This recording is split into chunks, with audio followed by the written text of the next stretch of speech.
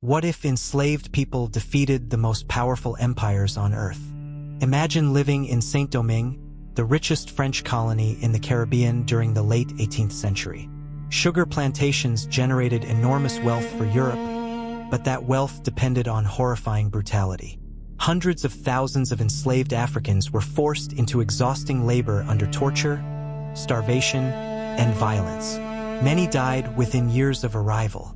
European powers believed slavery would last forever. But then one enslaved man rose from the plantations and helped lead the only successful large-scale slave revolution in modern history.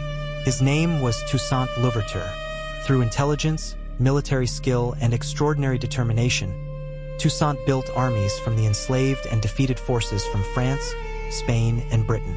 Yet despite changing world history forever, his story would ultimately end in betrayal, imprisonment, and death far from the land he fought to free.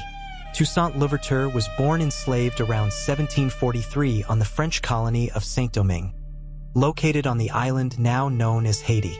The colony was one of the wealthiest places in the world because of sugar and coffee production, but its riches were built entirely on slavery. Enslaved Africans suffered constant violence, overwork, disease, and starvation. Many were kidnapped from Africa and transported across the Atlantic under horrific conditions. Toussaint's parents were believed to have African origins connected to the Kingdom of Al-Ada in West Africa. Unlike many enslaved workers forced into brutal field labor immediately, Toussaint later worked with animals and domestic tasks, allowing him opportunities to learn skills uncommon among enslaved people. He became known for intelligence, discipline, and curiosity.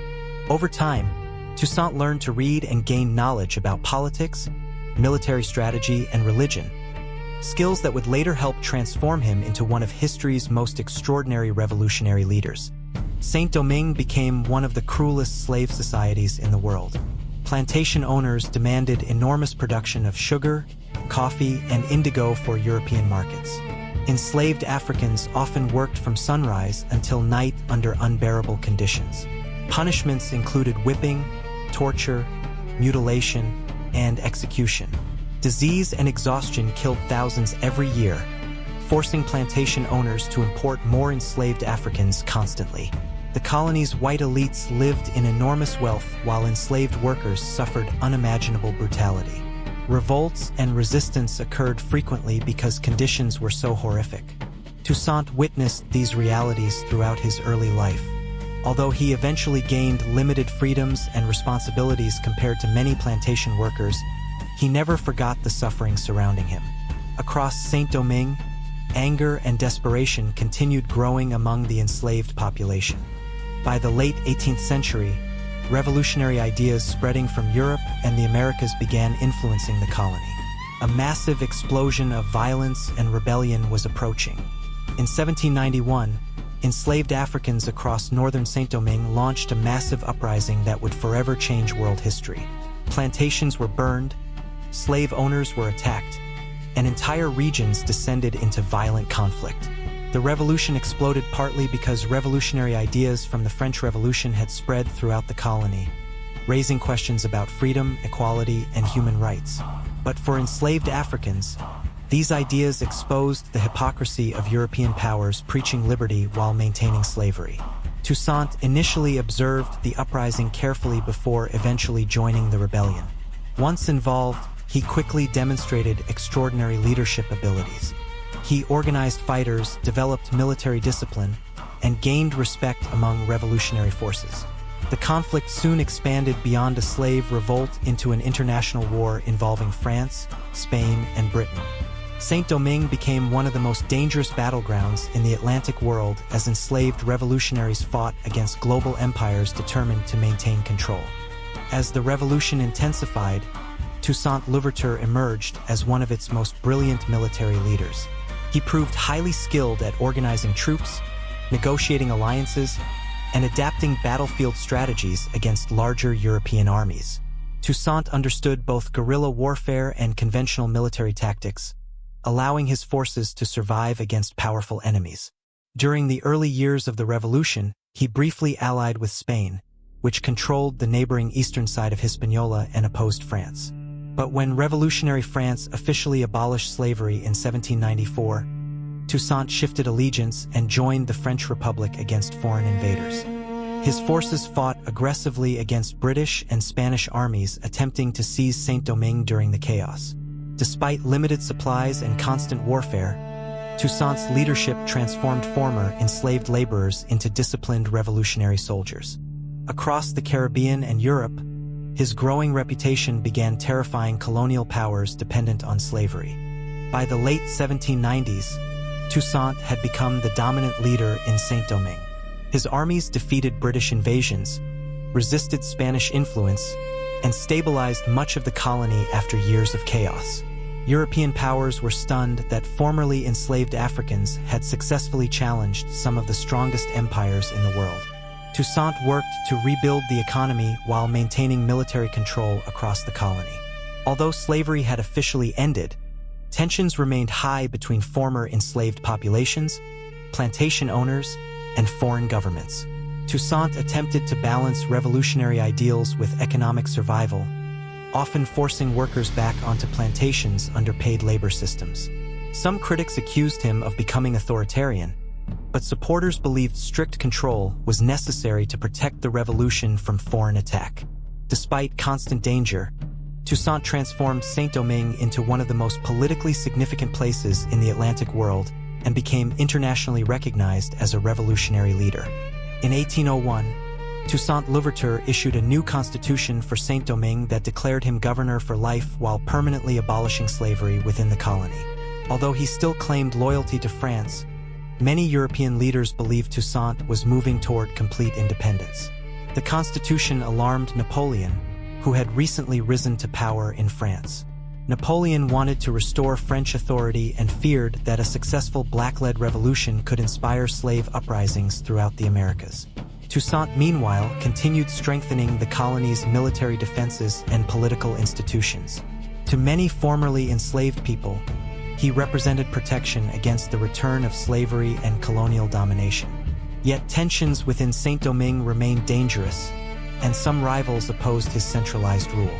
As Toussaint expanded his authority, a massive confrontation between revolutionary Haiti and Napoleon's empire became increasingly inevitable. In 1802, Napoleon sent a massive expeditionary force under General Charles Leclerc to retake Saint-Domingue and restore French control. Tens of thousands of French soldiers arrived with warships, artillery, and experienced commanders. Officially, France claimed slavery would remain abolished, but many Haitians suspected Napoleon secretly intended to restore slavery throughout the colony. Fierce fighting erupted across Saint-Domingue as Haitian revolutionaries resisted the invasion. Toussaint and his generals used scorched earth tactics, burning towns and destroying supplies to weaken the French advance. Entire regions descended into chaos and violence once again. Despite heroic resistance, the French army initially gained ground because of superior numbers and resources. Disease, tropical heat, and brutal warfare devastated both sides. The future of the revolution now depended on whether Toussaint could continue resisting one of Europe's greatest military powers. As the war continued, French commanders realized defeating Toussaint militarily would be extremely difficult. Instead, they turned toward negotiation and deception. French officials promised peace and protection if Toussaint agreed to end resistance. Exhausted by years of warfare and hoping to avoid further destruction, Toussaint eventually agreed to negotiate, but the promises were lies. In June 1802, French authorities suddenly arrested Toussaint during a meeting and accused him of conspiracy against France. He was separated from his family and placed aboard a ship bound for Europe. Many Haitians were shocked and outraged by the betrayal. The revolutionary leader who had defeated empires was now a prisoner of the very nation he once fought beside. Although Toussaint had been captured, resistance within Saint-Domingue continued growing as more revolutionaries became convinced France intended to restore slavery permanently.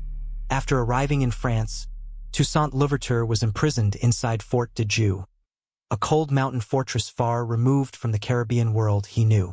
Conditions inside the prison were harsh and isolating. Toussaint was denied proper warmth, medical care, and communication with the outside world. French authorities hoped his removal would crush the Haitian Revolution permanently. But even in prison, Toussaint reportedly remained defiant. According to famous accounts, he warned the French that by imprisoning him, they had only cut down the trunk of the Tree of Liberty, while its roots would continue growing in Saint-Domingue. Alone in the freezing fortress, weakened by illness and harsh conditions, Toussaint Louverture died in April 1803. He never lived to see Haiti achieve independence. Yet the revolution he helped build continued without him, becoming unstoppable despite his death. Although Toussaint Louverture died in prison, the revolution he helped create continued fighting against France. Haitian revolutionary leaders such as Jean-Jacques Dessalines carried the struggle forward with relentless determination. Disease, brutal warfare, and fierce resistance devastated Napoleon's forces in Saint-Domingue. By 1804, Haiti officially declared independence and became the first independent Black republic in modern history. It was also the only successful large-scale slave revolution in modern history. The victory shocked the world. Slave-owning societies across the Americas feared similar revolutions, while oppressed populations viewed Haiti as a symbol of liberation and resistance. European powers attempted to isolate and punish Haiti economically for generations because of the revolution's global impact. Yet despite enormous hardships, Haiti's independence permanently changed world history and proved that enslaved people could defeat empires and fight successfully for freedom. The story of Toussaint Louverture remains one of the most extraordinary revolutionary stories in human history. Born into slavery on the brutal plantations of Saint-Domingue, Toussaint transformed himself into a military leader capable of defeating the armies of France, Spain, and Britain during the Haitian Revolution. Through intelligence, discipline, and determination, he helped lead the only successful large-scale slave revolution in modern history. Although betrayed, imprisoned, and killed far from the Caribbean, Toussaint's vision survived his death. Haiti's independence in 1804 permanently changed the Atlantic world and terrified slave-owning empires across the Americas. His story continues to symbolize resistance against oppression, the fight for human freedom, and the extraordinary power of revolution born from suffering. More than 2 centuries later, Toussaint Louverture remains remembered as the enslaved man who challenged empires and helped create the first independent Black republic in modern history.